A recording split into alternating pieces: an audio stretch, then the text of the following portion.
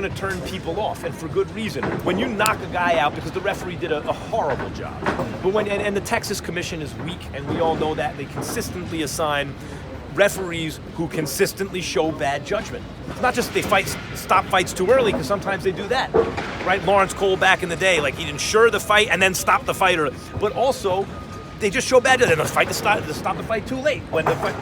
And twice tonight we saw that with referees that the commission approves looking completely clueless, and that includes in the Lopez fight.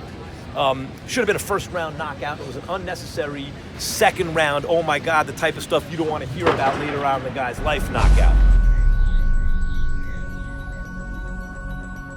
Okay, we have gathered here today to allow you to respond to the recent Max Kellerman interview with post-fight Teofimo Lopez, Diego Magdaleno. Now, I respected Max's work for a very long time, and I've known you personally and respected your work for a very long time, so I think it's only fair for me to just read the quotes. I don't know if Sarge will present the video or whatever. And I didn't work that one. I worked the kid from Ghana. Right. You did. He name dropped you in his. Right. So here's what he said: Texas Commission is weak. I'm paraphrasing. Texas Commission is weak. They consistently assign referees who consistently show bad judgment.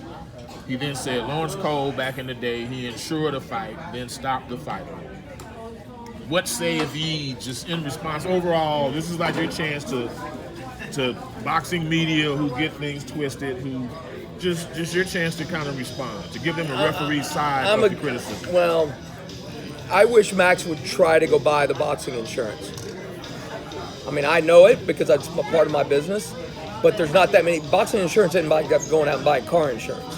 There's not a lot of companies that want to write boxing or mixed martial arts. I'm sorry, it's a loss waiting to happen. Right? So it's them trying to gauge, and I know the business, I know the insurance business, and I know the boxing business. And that's what's helped me to become have a segment of the market within that industry. Okay? The money, the losses on that doesn't come out of my pocket. I'm not the company. I'm the agent. I get a broker's fee. Right. So if they got to buy it from somebody, they'd rather buy it from somebody that takes care of their business, like my office does, and has a good relationship with commissions and promoters. The Texas responsibility is they're working with the sanctioning organization that says we want these officials coming in to work. So Texas is one of the few states in the nation that let outside officials come in and work. So the last fight card we had, there's an outside official coming in working the Spence Garcia fight. I don't know who it is, but there's an outside official coming in work. It's not going to be me. It's not going to be a Texas referee. Okay. The last card, Kovalev had Luis Pardon from Puerto Rico, and they had drawing a blank, kid from Minnesota, Mark Nelson, good official, but they let him come in and work. And I like to travel, so I don't complain about it because I get an opportunity to see the world. So I don't complain when other referees come in and work because I like to go somewhere. But have you ever seen an outside Nevada referee work in Nevada? No. California? No. New York? No. They protect their referees, and that's up to them what they want to do. I don't run their commission. I don't run the Texas State Commission. Texas Commission, HBO, when Max was working for the HBO, aggressively went after my father and the Texas Commission. They said the only reason I got fights to work was because of my father. I've worked all over the world. My dad doesn't have any jurisdictions in all these other places. How did I get an opportunity to work in all these other jurisdictions? 1,500 fights. Well, it's because, last year I worked in Oklahoma, Kiev, Panama, Tokyo, Louisiana, just to name a few. My dad's retired. He doesn't have any jurisdiction over any of those. So Max to make those comments is because Max is lazy as a commentator.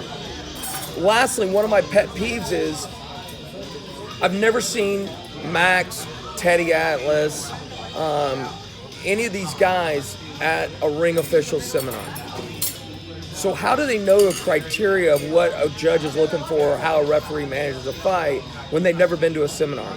Now, I'm licensed by the state of Texas or in any jurisdiction that I work in. And I'm also licensed at an insurance agency, just like I have a driver's license. Does Max have a license anywhere besides a driver's license? I don't know. And if you notice, commentators don't just commentate on one sport. How many sports does Max commentate on? Yeah, he speaks on quite a few. Right. So is he an expert on everything or just an expert at none? What I would love to see these guys take the time and effort to learn what we learn. If they want to criticize us, criticizing and critiquing are very different. If they want to critique us and say they don't like our style or based on this rule we did it wrong, that's fine. But if they don't know the rules, how can they criticize us? And I'm taking up for all ring officials at any level. Lastly, and we discussed it earlier, why are there so many problems with there's a huge shortage of sports officials at all levels. I'm from T-ball and Pee-wee soccer all the way up to the big leagues. And why is there a because shortage? No one wants to work to take the heat. Because people there's actually legislation that goes against people when they go aggressively at an official, and so that it's not just assault and battery, it has a higher level of consequences. Okay. So a guy's making $35, working 2 hours in the hot sun so he can get his butt chewed out by a bunch of fans, a bunch of parents. He don't want to do that. He's out there because of the love of the game. Now, if I drive to Fort Worth or San Antonio or wherever to go work a fight, and I'm flagrantly and I'm horrible at what I do and I don't put good effort into it, I deserve to be called out.